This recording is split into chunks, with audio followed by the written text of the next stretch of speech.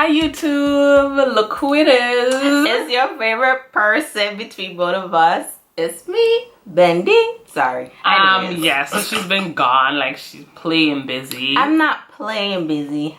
I am busy. Anyhow, yes, so we're back here with another group video from the Benjamin Sisters. In this video, we're actually gonna do something that was, a video that we promised that we would have for you when we initially started, but we finally got around to it. It's a tips for getting a job in Antigua and tips for getting a job in New York. So surprisingly, the process is completely different. Huh. Who knew? Who knew? I mean, not completely different, but there are a lot of differences, and I feel like they're worth noting. Yeah, I'm like, when I had to apply for a job in New York, I never knew in Antigua it was that different. You know, you go online in America, most people go online. Here, people go in person. Yeah. And just for a little background on both of us, we're both college educated.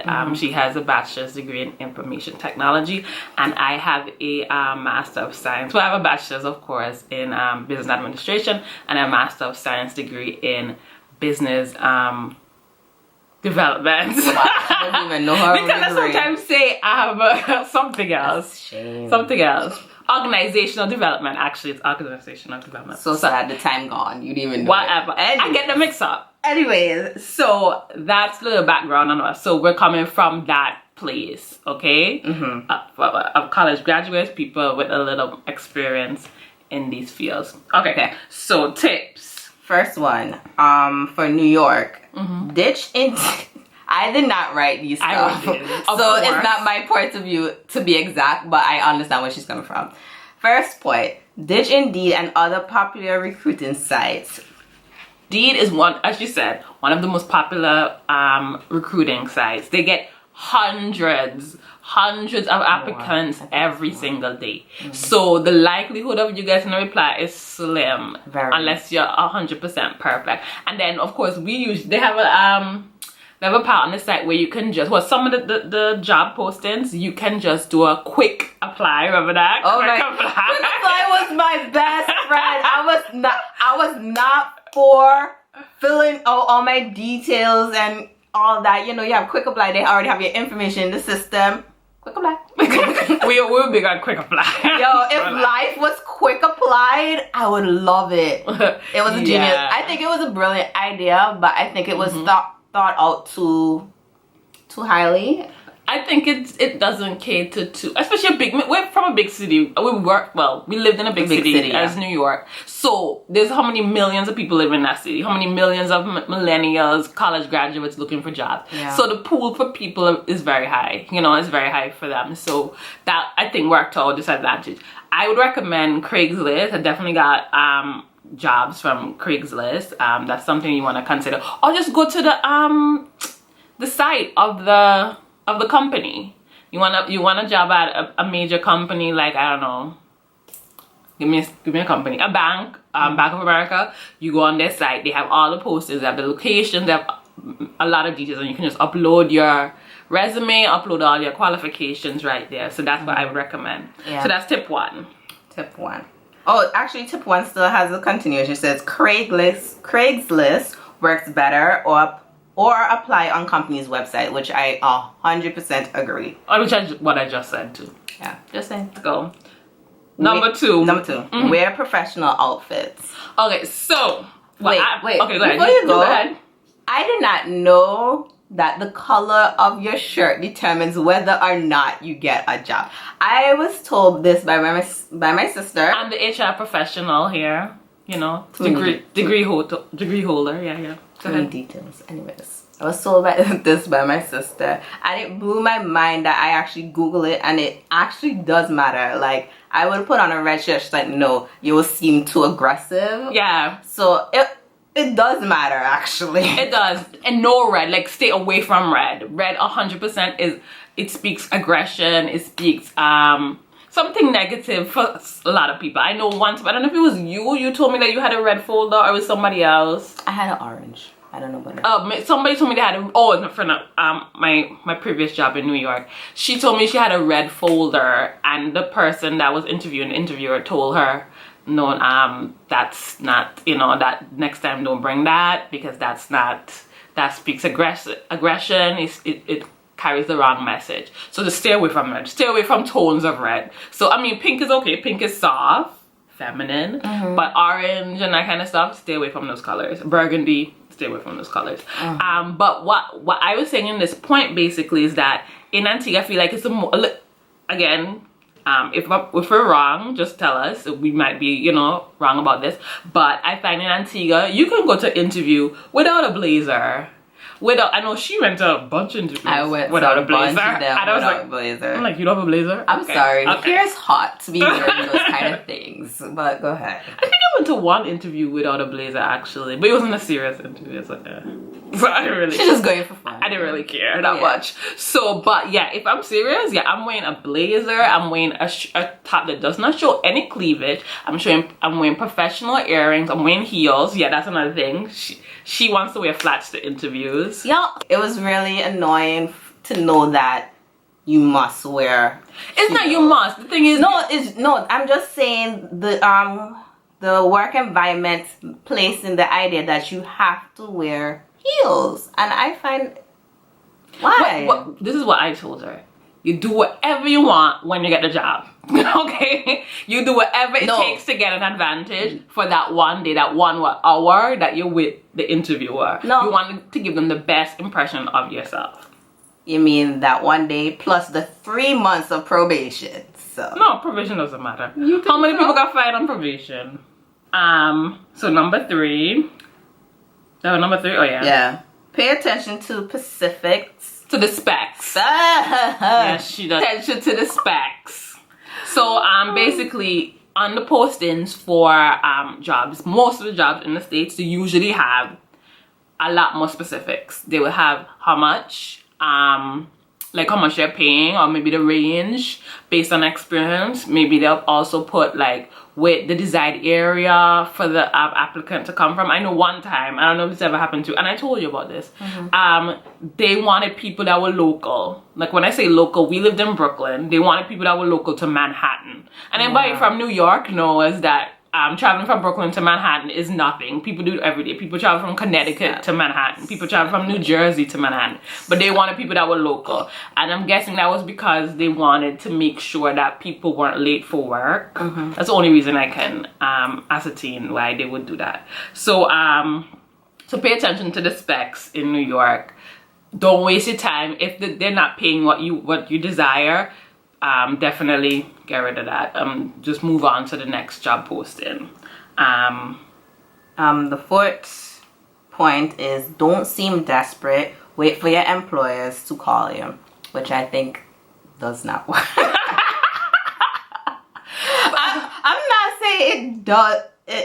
Well, add your opinion. That's fine. Don't seem desperate. Yeah, you shouldn't be like ringing down these people's phones about a position. Obviously it's wise to just apply to others and so, but if they told you like we're going to call you whether or not you got the job, why has a whole 3 years has gone before you say, oh, I'm sorry, so we already gave the job to somebody else?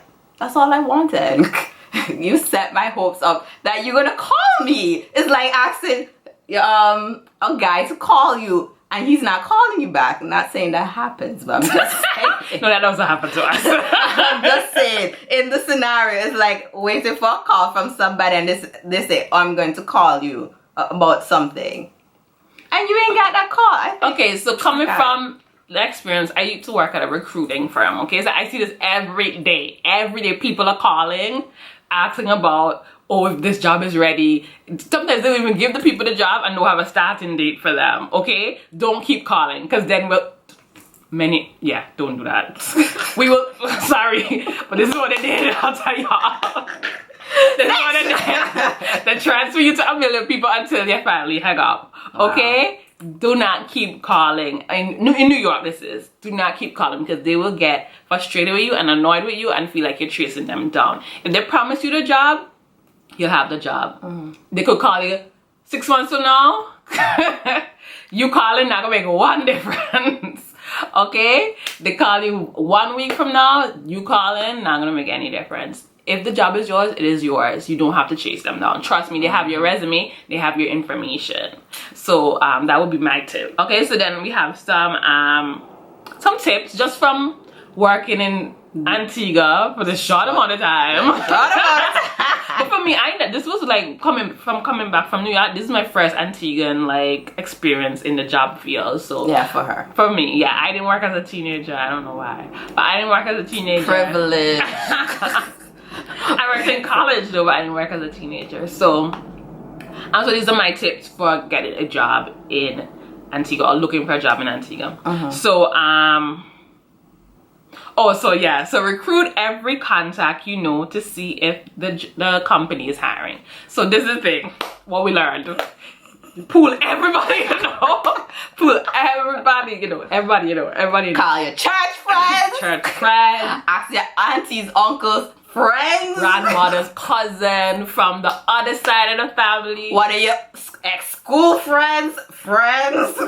Hey, your principal from high school. Call everybody. Both of us have positions now, and we both got our positions through contacts. So I mean, of course, we applied through the paper. There's a lot of positions that come up. I feel like the paper is like the Indeed of Antigua, like the Antigua Observer. Yeah. I feel like there's so many positions in there every single day, and of course, something might appeal to you, and definitely apply. But I would encourage you just pull your contacts. Yeah, I feel like here you mostly find out that, like, if somebody's having like a position open and somebody apply, it's either a friend get them that job. Yeah. I feel like it's like that. It's very not a high level of chances that you can apply. You don't know nobody at this company, and that you would get it. Yeah. So I mean, of course, there's possibility. yeah, I'm not saying it's not possible, but it's like people look out for each other here, and I think that's a good thing. I think that is a good thing. People look out for people here. They're just like, okay, I have this position, let me see who. And then of course, if somebody's at the company and they have family that's interested in that position, they will try to get that person in. The second one is ask for pay before accepting position. Okay, so the thing is here, you will not know how much you're getting paid until you already get the job. This one, accepted position. This is for her actually. She accepted the position. She didn't know how much she was getting paid until she went the first day. Don't do this. Listen. Don't do this. I was overwhelmed because when I applied, I'd applied for a different position than the one that I had right now, and I was told that the salary wouldn't match to my degree. Yeah. Oh, that's a good point, actually. It didn't match to my degree. So I believe because I was overqualified, that's why I didn't get the one I applied for. But I was told they had another position, and if I was interested. I was shocked because they already told me I was overqualified. I didn't know if it was for the same position. I didn't know if it was for a different position. I was just in a state of shock when I got the phone call. Yeah, I didn't think to ask the question, but I didn't think to ask the question. I agree. And the thing is, to the HR person is kind of at fault as well, because they should have yeah, I know about onboarding because I'm an HR professional, but yeah, so the part of what onboarding somebody, you have to tell them how much they're getting paid so that they can formally accept the position. That's a procedure, but they didn't do that, so it's not all on Bendy, but probably. Wow. But another point that you brought up, though, I think is worth mentioning here. I find that it won't give you a position that you're not qualified for. No, not because you said you're overqualified. So if you're overqualified, if you have a degree, then I'm gonna put you in positions that's lower than your degree. Then I'm gonna pay you below your worth, and I think that's great actually. Like they'll make sure that you get your worth. I don't know if it's something legal in labor laws or something like that. Yeah. But they will make sure, like in the States, they will put you to do what? Clean the floors with a master's degree. Okay? They won't do that here. But throwing them under the bus. They won't do that, and I think that's great. They make sure, even especially working in the civil service, definitely there's different windows for people who have degrees, people who have high school diplomas, that kind of stuff. There's a pay grade, you know, and they stick with the pay grade, and I think that's excellent. So I thought that was important to mention. Okay, and our final point is call/email employers to show your continued interest. Yeah, so, you know, before we were saying in New York, yes, she didn't do that. I never did. But in New York, she said, we said that don't pester the people. That's a total opposite here. Like, my dad kept telling me, this is not New York, you know. This is not New York. Make sure you call them. Make sure you call them every day. You're not gonna get the job. Yes. I know. And then, like, I know even other people have told me, you know, they call the prospective employer every day, every week, that kind of stuff to pester them. Like, it's something we do here because people kind of drag their legs a little bit here, right? For everything, really. Let's be real. I won't be 100% real. People drag their legs for everything.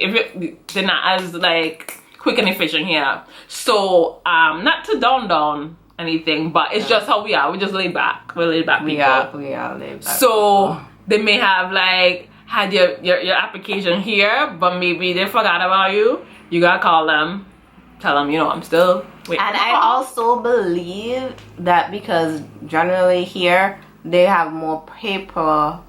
Yes. Instead of having it in a system per se. Yeah. So I think it's just like hard to track down. I forgot to say this. Well, it relates to the situation. I applied, not to trash anybody. I applied somewhere. I'm not even gonna say where. No, say. I applied at a place, and I haven't heard back. So instead of me calling, I went in person to find out.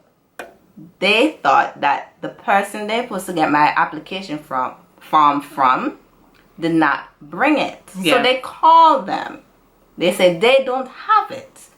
They should have it because they sent it off since this. I asked this in January. They sent it off since December. Yeah. To find out they lost my application. And by the way, writing an application is very hard. Yeah. Very, very hard. Yeah. So I had to fill out my whole entire form again, get all my documents again, and print them 4 times again. So the paper trail, I pray that Antigua get themselves together with technology and put information into a database. Yeah. So it would be more easy to track the information they need because it's so necessary. Yeah, that's what we're mentioning too. It's not all companies, of course, not all private companies, not all government institutions too, but they are more they're not as computerized in terms of the system of onboarding people like the US, and most applications in the States are on the computer. All the training, that's what you call it. Not training, but like testing and that kind of stuff to get the job is gonna be online. Everything here is paper. I know I went for a position, I had to write out something, and I was like, I can't tell us, I'm gonna see my handwriting. I told them that too. In my head, I'm like, it's like we're going all the way back to primary school because we write everything. I know, and I'm like, I would consider to just delete. Like if I made a mistake, just delete it back. Nope, gotta scratch it out. Scratch it out. Make sure handwriting look good. I'm like, I haven't seen my handwriting in so long, so it was just definitely something to get accustomed to and to adjust to for sure. But there definitely is a difference in terms of technology advancement for the application process. Yeah. That's the end of our video, guys. If you like it, please like, share, comment.